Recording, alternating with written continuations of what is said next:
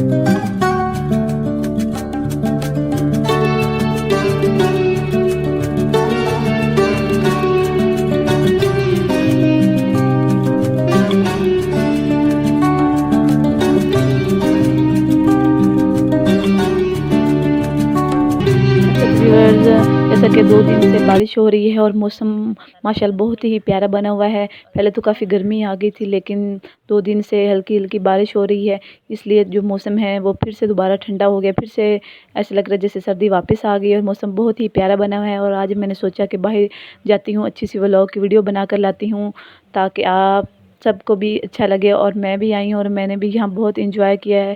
हल्की हल्की हवा चल रही है और धूप भी निकली हुई है और यह मुझे बहुत ही मज़ा आया। और ये जगह बहुत ही खूबसूरत है और मैं इस यहाँ पहले भी कई दफ़ा आई हूँ और आप सबको भी दिखाया भी है। ये हमारे घर से तकरीबन 1-1.5 किलोमीटर के फासले पर है।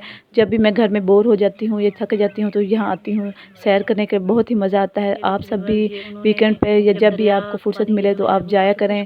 बंदा पूरे जो हफ्ते की होती है थकन वो दूर हो जाती है। तो उम्मीद करती हूँ कि व्यूअर्स आपको मेरी वीडियो अच्छी लगी होगी और अब मेरी वीडियो आपको कैसी लगी कमेंट बॉक्स में भी बताइएगा। शुक्रिया। दरिया में तो तब तक ये हो जाएंगे, काफ़ी महंगे बिकते हैं।